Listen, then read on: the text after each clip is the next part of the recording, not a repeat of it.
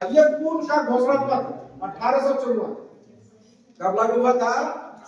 याद रखिए 14 जुलाई 19 जुलाई 1854 अरे 19 जुलाई 1854 को पूर्ण घोषणा पत्र जो लागू हो गया।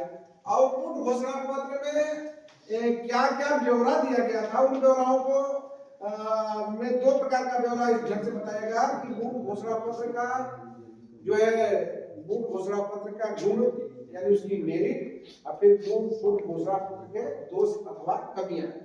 जब भी कोई प्लान तैयार किया जाता है या कोई अलॉटमेंट होता है, कोई चीज का मैसेज दिया जाता है या कोई इंफॉर्मेशन दिया जाता है, कोई सूचना या कोई चीज प्लानिंग तैयार की जाती है। प्लानिंग क्या तैयार की थी? प्लानिंग तो यही तैयार की गई थी कि जो ब्रिटिश पार्लियामेंट के जो यह समिति थी, संसदीय समिति ने शिक्षा में कुछ सुधार करने के लिए, कुछ उसको नया करने के लिए, कुछ बढ़ाने के लिए, कुछ जोड़ने के लिए, कुछ तोड़ने के लिए जो आज्ञा पत्र जारी किया गया था, अब वही आज्ञा पत्र आपके यहाँ जो है ब्रिटिश कंपनी में आ जाता है। उस आज्ञा पत्र को का पालन करना ये यहाँ के कंपनियों के आधार होता था।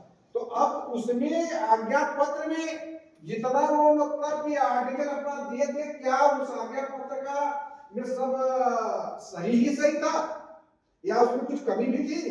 तो इस प्रकार से पूर्ण घोषणा पत्र का जो यहाँ जारी किया गया था उसमें उसका गुण और दोष, उसमें कितना कमियां थी, कितना गड़बड़ी थी, कितनी गलतियां थी, कितना कठिनाइयां थी, वह कितना जो है यहाँ के लिए वह सकारात्मक था, वही जो है उसके दोष और गुण लिया है।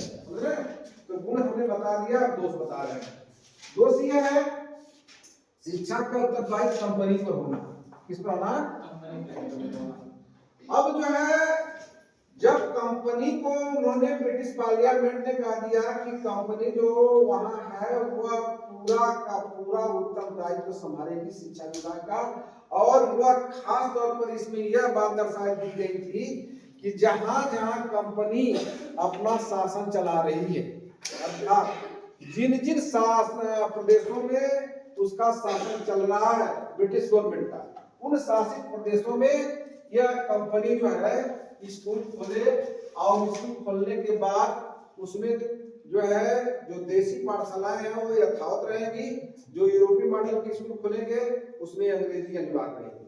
और उसमें यह भी बताया कि देसी पाठशालाओं में भी यदि जो हिंदी, संस्कृति, अरबी, फारसी उनका जो मूल भाषाएं हैं, मूल साहित्य, मूल ज्ञान विज्ञान है वो पढ़ रहे हैं, ठीक है, उन पर हम जो है एतराज नहीं कर रहे हैं। लेकिन अगर वे भारतीय नागरिक के बच्चे जो अंग्रेजी पढ़ने के इच्छुक हैं तो यह उनको मतलब कि स्वेच्छा से वो भी अंग्रेजी पढ़ सकते हैं। अभी इन्होंने ये बात बताया कि वो भी देसी पाठशालाएं में भी अंग्रेजी पढ़ने के इच्छुक हो तो वो अंग्रेजी पढ़ाई जाएगी।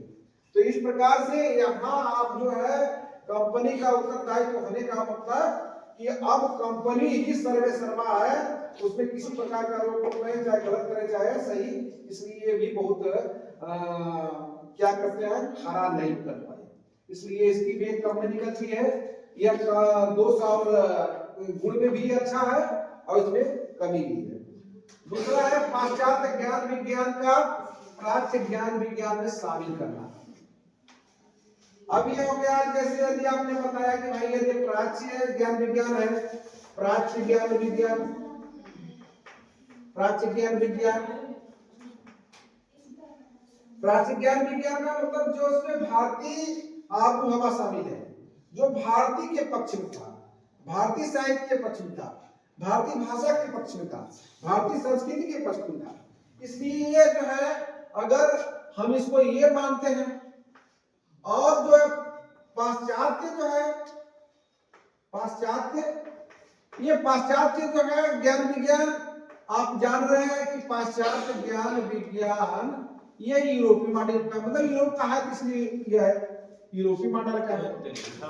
अगर छोड़िए जानिए इसको यदि आप बी मान लेते हैं तो यहाँ क्या कह रहा है कि दोनों को ऐड करने के बाद कह रहा है, अर्थात ए प्लस बी का मतलब कि प्राच्य ज्ञान और पाश्चात्य ज्ञान जोड़ रहा है। जोड़ क्या कह रहा है कि जो उनके ज्ञान है उसमें पाश्चात्य ज्ञान विज्ञान का प्रयोग कराया जाए। पाश्चात्य ज्ञान विज्ञान का मतलब उनकी भाषाओं का और उनकी साहित्य का, उनकी संस्कृति का, उनके ज्ञान विज्ञान का इसमें समावेश हो। अर्थात वो कुल मिलाकर के यहाँ खाली आप देख लीजिए सारे लोग यह जज कर सकते हैं, यह प्राच्य ज्ञान जो है वो ज्ञान विज्ञान खाली नाम के लिए वो ले रहा है, उसकी इसमें कूटनीति है। सोच रहा है कि यदि प्राच्य ज्ञान विज्ञान को न लागू करके डायरेक्ट पाश्चात्य ज्ञान विज्ञान को लागू कर देंगे तो ये भारतीय लोग भड़क जाएगा, जो शासित प्रदेश के लोग हैं विरोध कर देगा। इसलिए क्या कर रहे हैं, यह खाली एक काठ का पुतला समझ रहा है किसको, प्राच्य ज्ञान विज्ञान को। उसका मूल मकसद है पाश्चात्य ज्ञान विज्ञान का प्राच्य ज्ञान को थोप देना, समझ रहे हैं।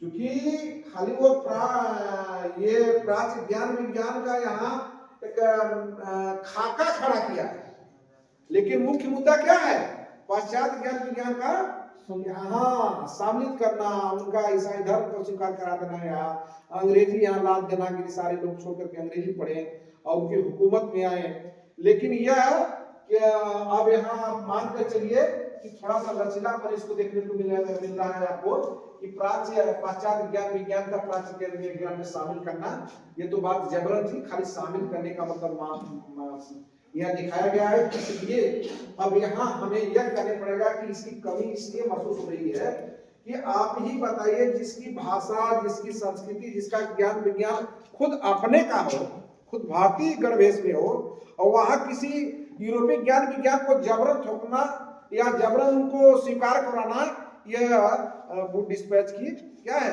दोष ही है। क्या है, दोष ही है, अर्थात उसकी डिमेरिट है।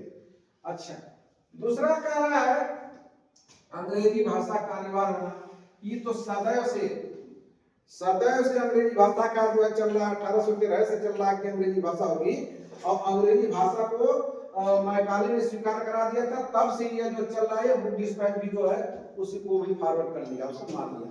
यानी अब यहाँ अंग्रेजी भाषा का मतलब यह है कि जो हमारी मूल भाषा है भाई, इस बात को बार बार रिपीट करना पड़ रहा है क्योंकि इस बार बार आ रहा है कि हमारी मूल भाषा जो हमारे परिवेश, हमारे आबो हवा में है, हमारी मूल भाषा, जैसे हम हिंदू हैं तो बाहुल हिंदू के नाते हमारी भाषा सबकी हिंदी तो हो ही गई। उसके बाद जब इसमें मिक्सअप कर गए मुस्लिम भाई तो उनकी जो है अरबी फारसी थी तो अरबी फारसी हो गई।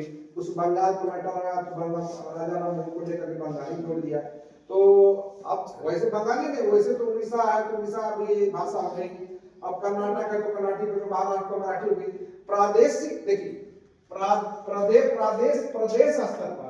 प्रदेश स्तर पर अगर हम भाषा का मूल्यांकन करें तो हर एक प्रदेश की भाषाएं लगभग जो है अलग अलग हो जाती है।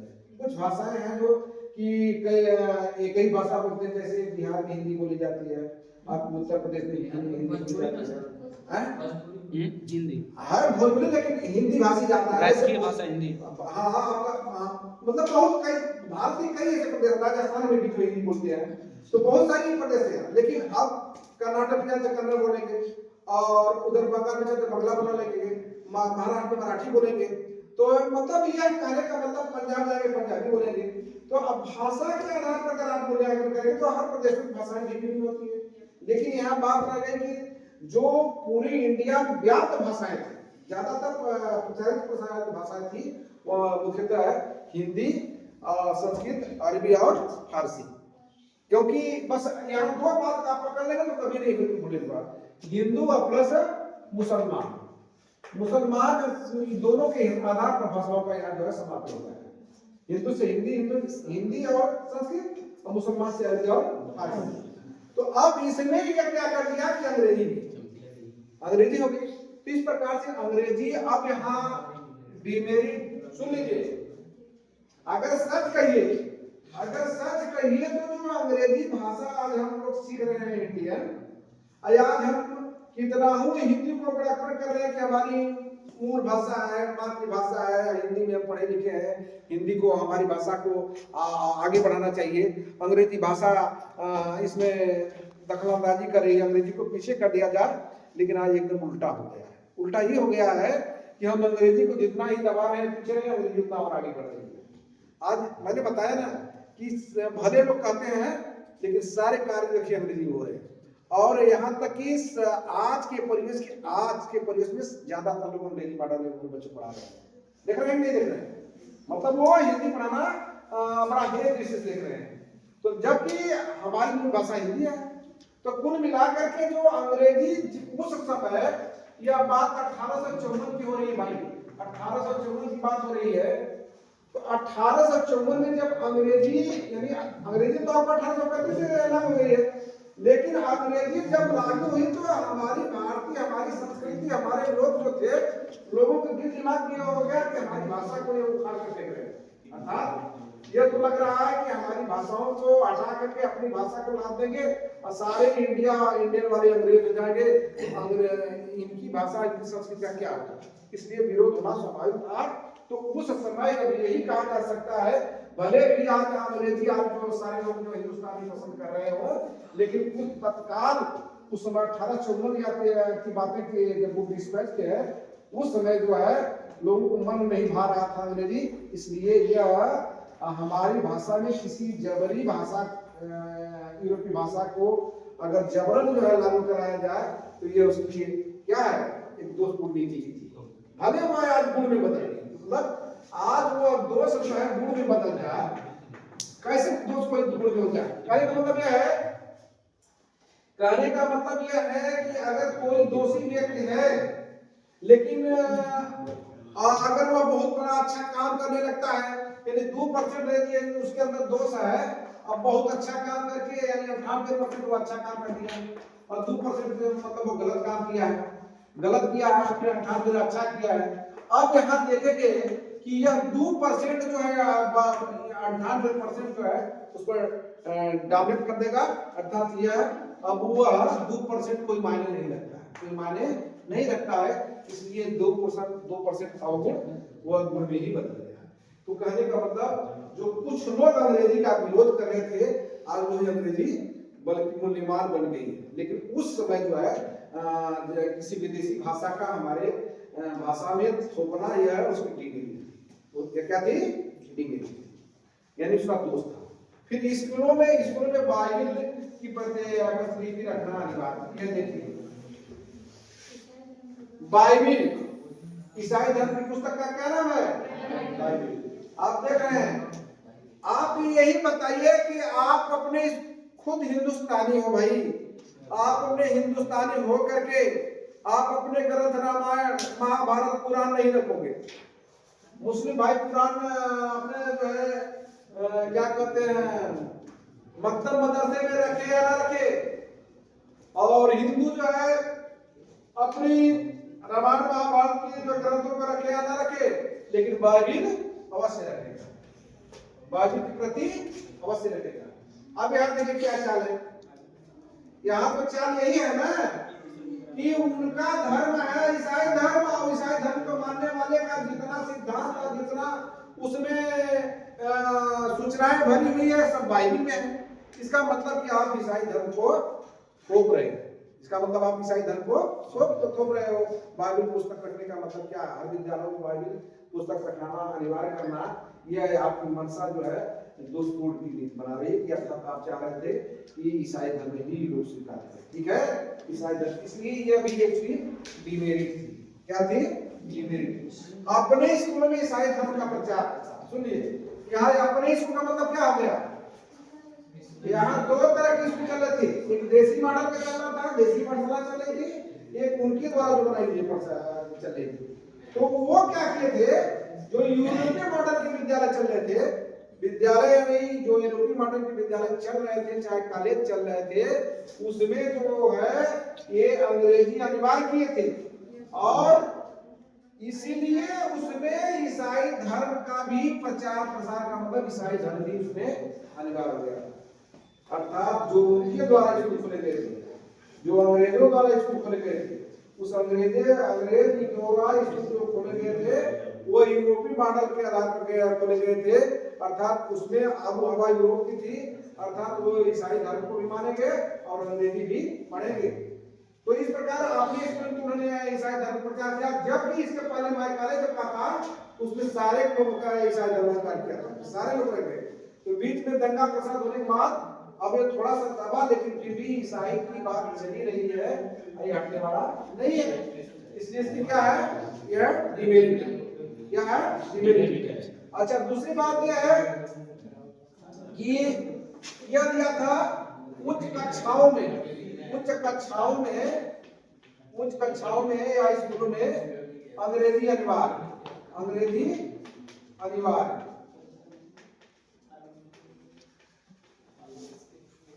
निम्न कक्षाओं में अंग्रेजी नहीं अनिवार्य किया, पहले था, लेकिन उच्च कक्षाओं में अंग्रेजी अनिवार्य रहेगी 25 पे। अब उच्च कक्षाओं में अंग्रेजी अनिवार्य का मतलब क्या समझ रहे हैं? उच्च कक्षाओं में अंग्रेजी अनिवार्य का क्या भाव समझ रहे हैं? अंग्रेजी पढ़ना कंपल्सरी है, वो तो हो ही रही है, लेकिन यहाँ उच्च कक्षाओं में अंग्रेजी का अनिवार्य होने का मतलब नहीं, दिमाग से पकड़िए, उच्च कक्षाओं में संभ्रांत परिवार ही पढ़ पाएगा। जो धनी वर्ग रहेगा वही उच्च शिक्षा हायर एजुकेशन लेगा। बीएड सारे लोग नहीं ले लेंगे, जो गरीब रहेंगे वो 1.5 लाख नहीं दे पाएंगे आपकी तरह। यहाँ आने वाला चाहे जैसे भी फीस दिया हो लगभग, लेकिन लोग बिहार गरीब है वो 1.5 लाख रुपए।